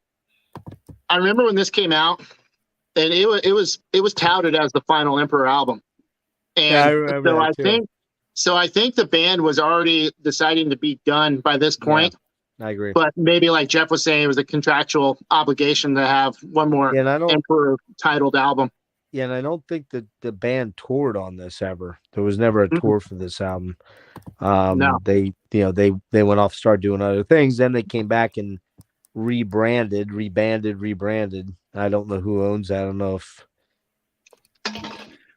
since they broke up, they've broken up 2 more times. But it's not really that they've been brought back together to tour. Yeah. They just go out and do these giant festivals and clean up money-wise. That's all it really comes down to at this point. And they have a giant tour. You know, I mean, I know there's at least another guitar player, a bassist, a keyboard player. I mean, they have a full-fledged band. But apparently Mortis actually played bass like this year. Some live dates, they brought him out like a special like guest appearance thing, and he played some bass with them. I think it was for the Nightside stuff, or not Nightside, but when they played like the old demo tracks. Yeah, I think you're right. I think they did bring him back to like let them be involved in it. Yeah. For me, you know, I hadn't listened to this in a long time, and it was the first one. You know, usually I say on my show, you know, the first thing you hear is usually your favorite thing. Well, this is not that case. I don't dislike it. I don't think it's a bad album at all by any stretch of the imagination. It doesn't sound like Emperor though. No, it doesn't really sound exactly like Emperor. It's so keyboard driven, man. There's so many keyboards all over in it. Programming, like you said, it's electronic drumming, I believe, in it. Well, it's real drums, but it's based on parts that he programmed. Because Trim is credited as the drummer on this. Right. But that means he could be, but he may have come up with everything using a fucking, that's what I'm saying. Like Ishan already had these songs done. Right. And then Trim just probably learned what he programmed and then recorded. On Metal Archives it says Ishan did guitars, keyboards, bass, programming, and Samoth did additional guitars, so I don't know what that means. Yeah, it And was then- pretty much. He played some rhythm on it here and there, so he could have his name in the credits. He probably was like, "Whatever, dude, you fucking finish it. It's your project." Um, you know, I think by that time maybe they weren't the best of buddies either. I think they were kind of getting the shits of each other, and I don't know. That may not be the case. They may have just been like, "Look, man, you do your thing. I'm gonna do mine. I'm gonna start Cyclone B, and you do whatever you want to do under your solo name, and maybe we'll come back together at some point, play some shows or whatever, put an album out sometime in the future. Who knows?" But that's not the coming back together to do the shows has happened, but they've often said they just don't see the point in doing it, in putting a new album out, because it's like kind of a lose-lose. If half the people love it, they lost Oh. to the other people that don't like it. If the other half thinks it's shit, well, then the other half is, it's just they're not going to win in that case. Well, how many bands have you seen recently that have been putting out comeback albums, and the first thing that happens is people are like, "Oh, it's not the same as album XYZ." Like, right. But it's if you'd have rewrote that album, you would have complained, "Oh my God, they just copied their album from XYZ." exactly, you can't win. Exactly, there's no winning. You can't win. So I mean, I get where they're coming from, and I also get where they're coming from the fact that Loud Park, fucking Donington, fucking Coachella, whatever the one here, Vaca, all those Hellfest, they're almost always headlining those, man. Or if they're not, they're in the top 2 or 3 bands. That's got to tell you something, man. They're getting they're getting very big checks to do 4 or 5 festivals a year. Like, they don't have to work type checks, Mm-hmm. And so they gear it up, they gear the machine up, they do the necessary pre-expenditures, they get out there, they rehearse a couple days, they knock the rust off of maybe one new track and do all the other ones that they've already done the last 5 or 7 years, probably. Might be exaggerating a little bit there, but then they clean up, man. I mean, I don't blame them at all. I would too. But onto this album, I do like it. I like the first track quite a bit. It's kind of like the intro synth part sounds like King Diamond walkout music that he would use when he's coming. Yeah, on it does. Yeah, actually, the thing that jumped out at me though was it sounded like Heavy Metal Sticks. Even his clean voice reminded me a little bit of Dennis D. Young's voice, strangely enough, on like some set, where he's doing looking at it. Sailing away. Not, I mean, who knew I was going to sing on an Emperor show tonight? Anyway, the second one, the Depraved. I like that one, but man, tell me that doesn't sound like Opeth. Tell me that does not sound like a bunch of fucking songs off of Orchid or My Arms Your Hearse or even Still Life. It just has all the Opeth vibes to it. What? Shit. Where's the other one? Oh, I said Empty is kind of like the black metal pop song. Also In a Wordless Chamber. Oh, here's what I put. Everything feels too much over the top at times with this stuff. I hear a lot of Still Life and My Arms Your Hearse riffs, which is fine, but there's a little too much synth for its own good in this album. And there's just too much synth going on, man. It's like fucking Jordan Rudess got loose in the recording room or something and went nuts. Yeah. So I like it. I don't think it's a bad album. I would probably give it it's certainly well worth listening to. I would probably give it like a 7.5 out of 10. It's good enough for that. It's not an awful album, and maybe it's one that if I spent a lot more, if I had the desire to spend a lot more time with it, I probably would like it more. You know what I mean? But I don't really have the desire to spend a lot of time with it, so I don't. Yeah. It's funny. Makes any sense.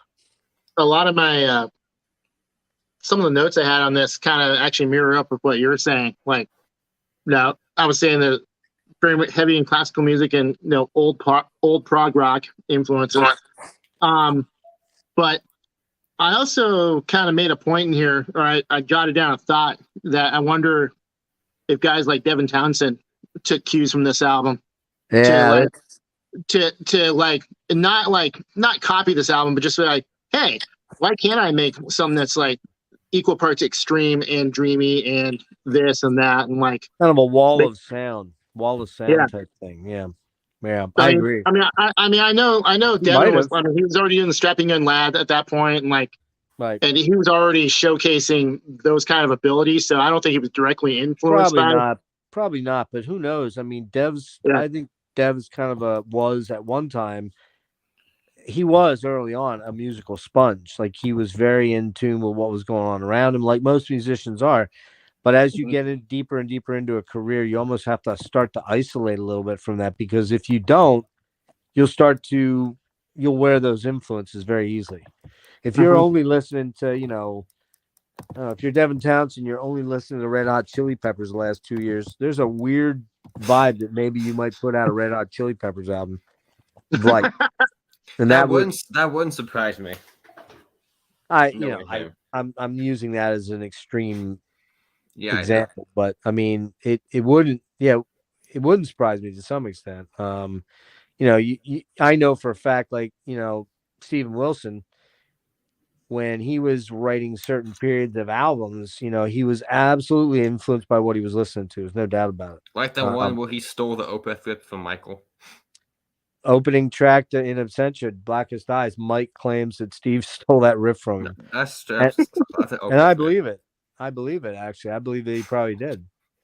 But yeah, I don't know. Any other thoughts on this one, guys, that you want to throw out there? And none of us saw him live, right? None of us have seen him live. I was supposed to, but I wish. Yeah. Which is a Yeah, it bummer. sounded like I mean, Devon had the best chance. Sounded like. well, yeah, I'm surprised you didn't go out to whatever, Psycho. Yeah, I probably should have, but there weren't that many bands I wanted to see. It wouldn't have been worth it. Well, that Fair. yeah, I mean, like, there was a time, if I'm not wrong about this, I could swear, didn't Emperor come over and play Maryland Death Fest? I could swear they did, like way back in like 13 or 9 or something. Maybe. Well, Devin's looking it up. They played Netherlands Death Fest. When was that? 2018.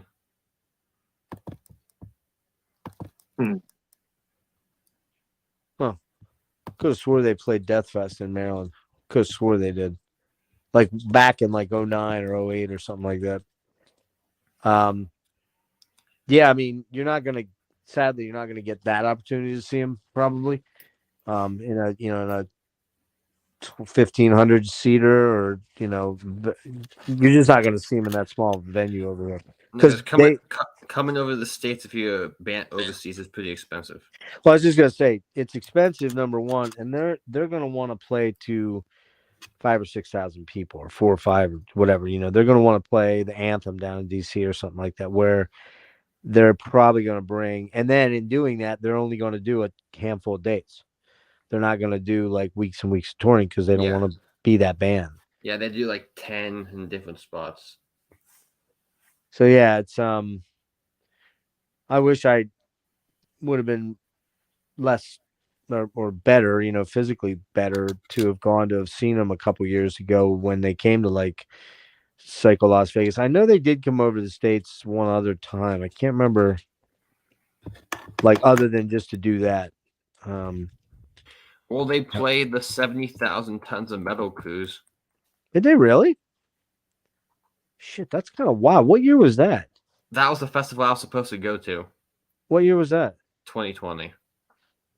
I didn't know they played that. Damn, that's actually pretty surprising. And kind of fitting, the weather was totally shitty. I heard it was super raining. So was it really? Kind of appropriate for Emperor, though. Anyway, so like yeah, this unfortunately, of them raining. Yeah. Unfortunately, none of us have seen him live, so that kind of blows. And I've not seen Ishan with any other, configuration, solo or whatever. I know he did a couple years ago come over and do an opener for somebody. I can't remember who it was. I was kind of like, whoa, you kidding me? But I just didn't go. I'm not sure why. Something to do with my kids probably. But yeah, I wish I'd gone to that show now too. So it's just one of those things that happens. You can't see everybody, and sometimes circumstances just line up that they don't work. Things don't work out the way you were hoping they might. Mhm. Yeah. But yeah, and summing this up, we didn't. I guess we didn't really. Did we talk? Was there anything else we need? Oh, we didn't. I forgot to listen to the split, guys. If you guys want to talk about it, go ahead. We did. Which one? The split with Thorns. Oh yeah, I didn't listen to it. I completely whiffed on that. yeah. Rusty? I forgot about that one. Yeah, me too. Obviously, I don't have it, but All right, there you go. We all forgot it. But what are you gonna my do? understanding is that it was like a couple original tracks, and then they were covering each other's songs or something like that. Something to that effect. Shit, I'm trying to remember. I think you might be right. Oh, that's right. No, it was. Yeah, they each Thor- yeah, They each Emperor covered 4 songs. Yeah, each covered 4 songs of the other artist. No, it says they only covered one. It says Emperor Oh. did 3 originals and one. No, they did 5 Oh, okay. originals and 1 cover, and Thorns did 2 originals and 1 cover. Okay, I didn't know that. I got to be honest with you. I completely fucking forgot about that. Did we hit the EPs adequately, you think? The ones, I mean, the only other one was Reverence. We talked about the one track. And the Shadows Ride. Oh, well, but those weren't they just re-recorded tracks?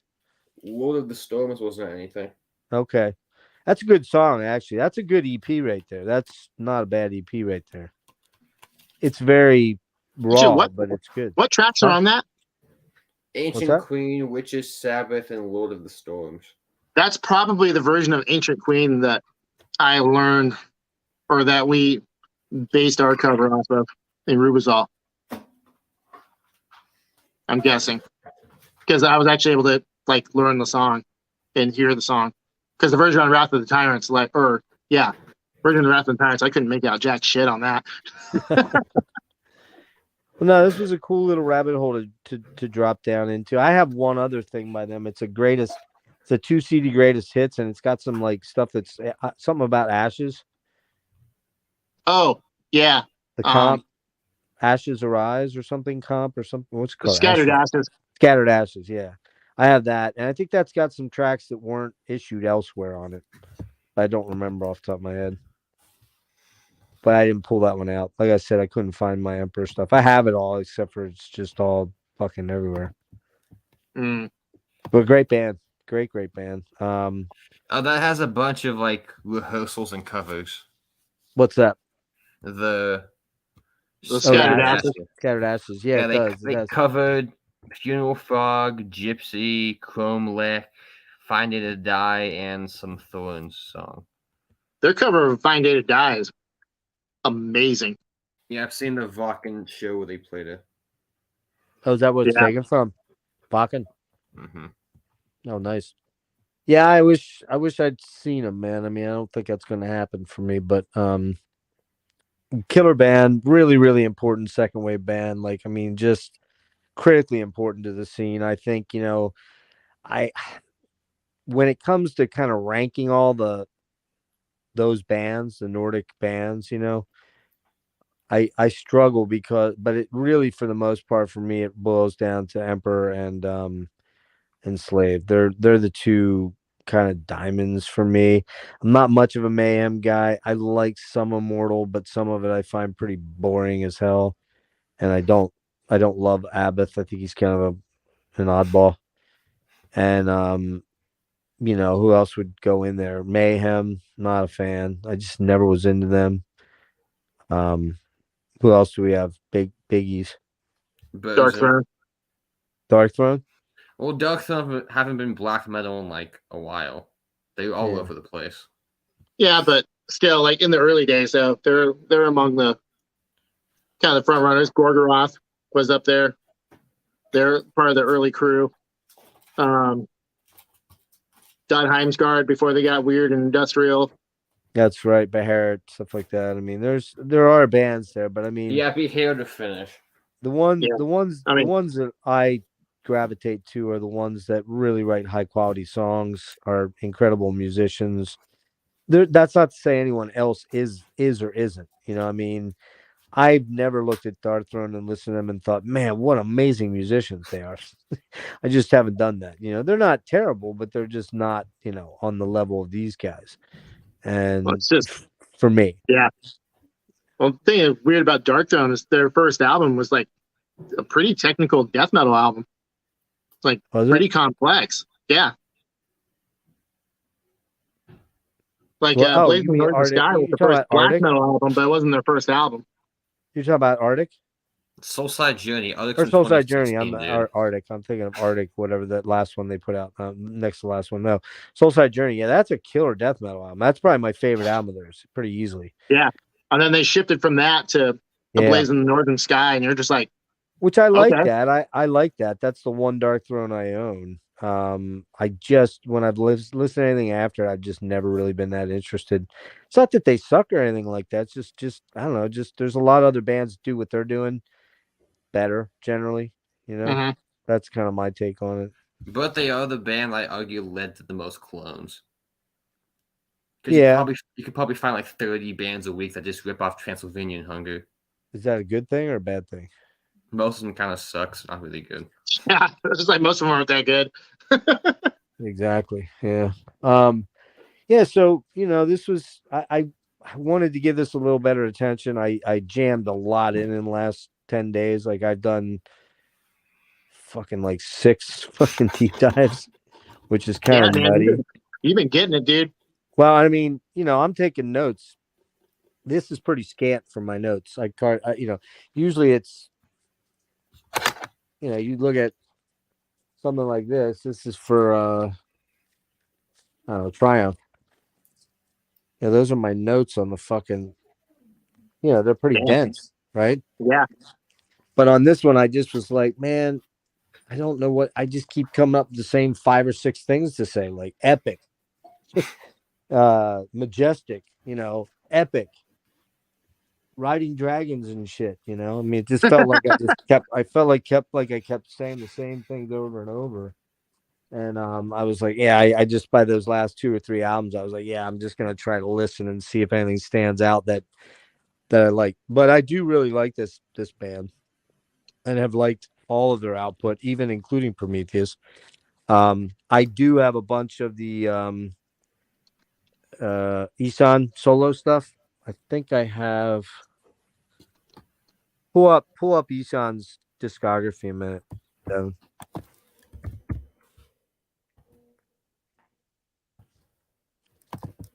Can you guys hear the fan? No. All right, it's kind of getting warm in here. So Okay, I found the Ishan stuff. all right, so what's the first album? Is it called Angel? The Adversity. Okay, I don't have that one. Oh wait, what's the second one? Angel.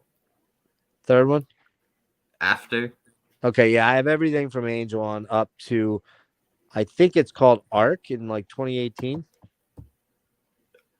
Arctis. Yeah, Arctis. I don't have that. That's I don't have 16. Yeah, I don't have anything from there on out. But I have everything in between. So you have Angel, After, Amartya, and Das Seelen Yep. and Das Celebrecht. Seelenbrecken. Yeah, I have those 5, yeah. And they're all fucking great. I mean, there's only one other full-length album after Arctis. Oh, really?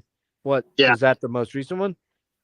2018, and then he's done singles and EPs after that.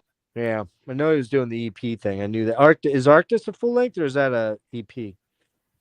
Full length. That's a full length. Yeah. I didn't get that one. I remember that one because I'm 99% sure he switched over to, he either was using a 9-string or fucking like something stupid crazy like that. Or else maybe he made the 8-string like his usual thing as opposed to just some other time. I don't remember, but yeah, man. I mean, like fucking crazy shit. Just some amazing musical talent there. Ishan is, man. He's just, and I mean, his albums are very varied. Like a couple of them are black metal-y, some are very proggy. One is very like almost jazzy. It's really Das Stellenbrecken, I think, is the jazzy one. It's really kind of weird. Experimental, almost like fucking Vandergraaf Generator kind of weirdness. Yeah, I don't know. Do you guys have any of his stuff, solo stuff? I don't. You get any of that, Devin? No, I told you earlier. I'd never heard it. Okay. Yeah, I think you'll like a lot of it. Then again, I don't know. It might be too proggy for you. I'm not sure.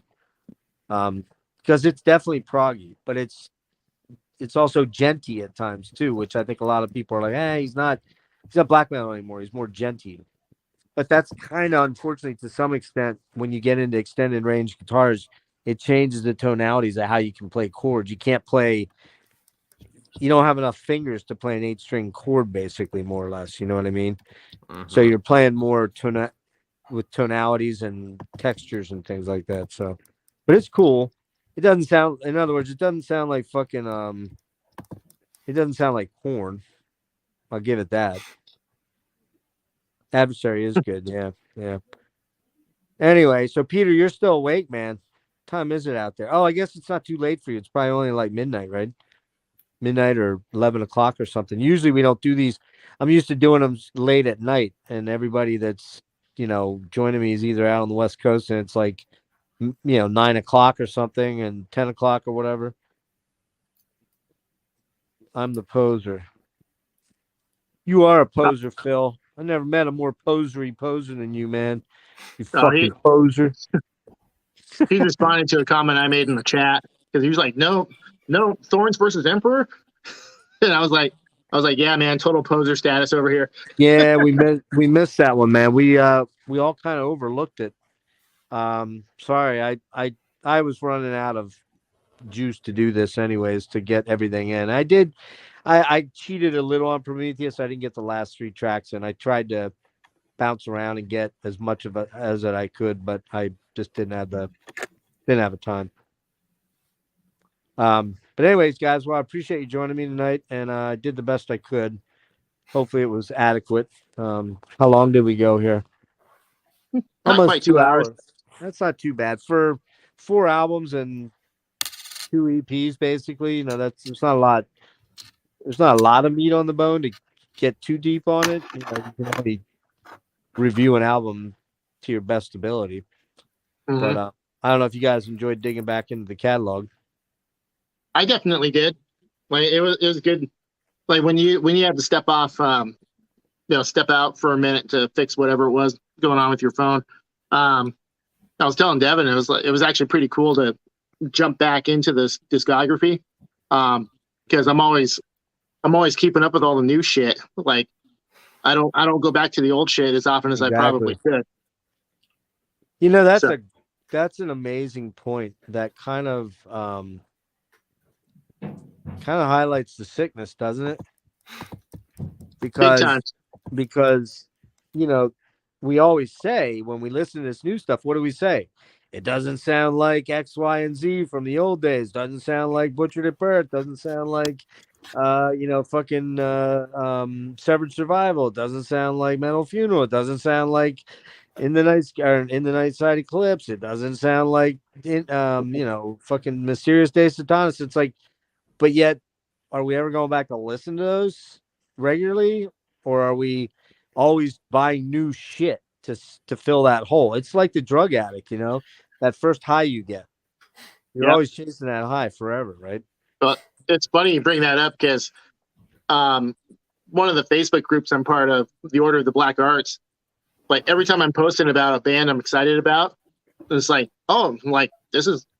I always say is like this band doesn't reinvent the wheel, but it sounds like late '90s, early 2000s melodic black metal, which that's kind of my sweet spot. That's my wheelhouse. Like I really got heavy into those Swedish bands in the late '90s, early 2000s.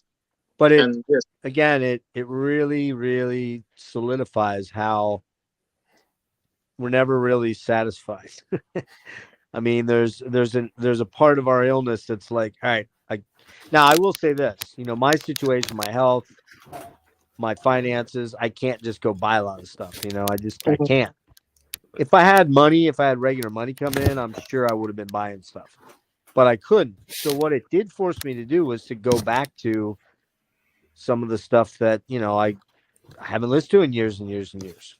And, while I wasn't pulling it off the shelf, I was going, oh yeah, I own that. I should listen to that.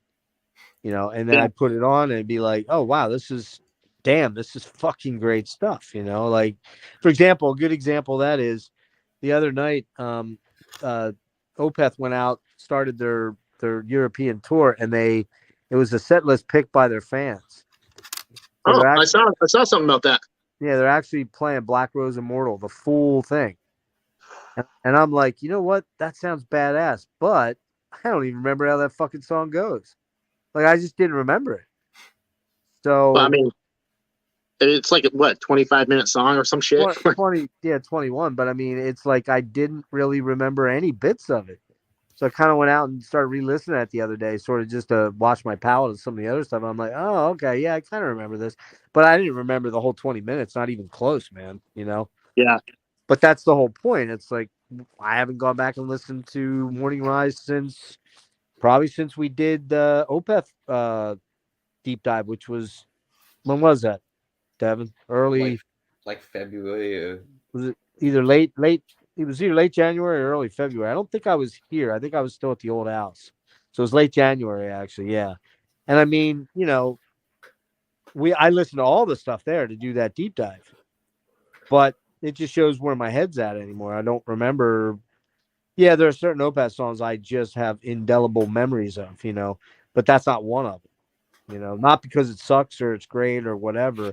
It's just, I just didn't commit it to memory. It's been, 6 months since I listened to it. So I'm like, oh yeah, what's it sound? Oh, I don't even know what it sounds like, because there's always usually new material filtering through. Me, I've been listening to a lot of old stuff, so I kind of am like, oh yeah, I know that now, Mhm. But yeah, so it was a fun deep dive. I hope I did all right with that, guys. I tried to do the best I could. No, you did great, man. No, no rushes. We don't have to rush off. I didn't know if you wanted to add anything else there. Either of you guys at the end, what you wanted to tie up with. I really don't have much else to say other than they're just a supremely influential band, but yet no other band sounds like them. I mean, I think the only band that sounds like Emperor is Sirius, the band from Portugal. I never heard them. Yeah. They were signed to Semoth. I can't remember what his label was, but they were signed to his label, and it sounds like a Nightside Eclipse type black metal, but with a more modern production. Okay. I mean, this came out years ago. This came out like early 2000s. Don't know it. Worth investigating for sure. I mean, I think it ought to be kind of highlighted too that other than the demos, that this band really did not look to sound cult. They looked to sound cutting edge. Mm-hmm. You didn't have the mayhem type stuff or even the kind of wonky production on Immortal, some of the Immortal albums like Blizzard Beast, where it's just overwhelmed with fucking pummeling cymbals and drums and you're just overcome by it. Dude. Yeah, it's just rough. Like, I can't listen to that album. It's just too much. And they stopped wearing corpse paint too because it was too trendy. Well, they have a point though. They might have been in there very early on. They were pretty much. I mean, they just started seeing all these bands in corpse paint. It's like, oh, well, novelty's gone. Although, let's be honest, man, Kiss was already in corpse paint before corpse paint. So I mean, it's not like that. And fucking Arthur Brown, fire. Da-da-da, I want you to burn. That guy was wearing fucking face makeup back in the 60s, So, no, like we always say, Devin, there's no real sacred ideas on the internet, right? And there wasn't back in music then. When someone came up with it, everybody started to chase that horse, But yeah, I love this band, killer band, and it was we did better than I thought because I didn't think I was gonna make it this long. I was really like stressing about 20 minutes ahead of time. I'm like, man, I don't want to piss Tyler off, but maybe I should just cancel. That's the thing with me doing these. So you guys have to understand if that happens, it could. If I have to pull the plug, I just have to. I didn't sleep very good. Like, we got done streaming it. What time did we wrap up, Devin? Like 3:30? No, it was after 1 my time. So what time is that my time? 4?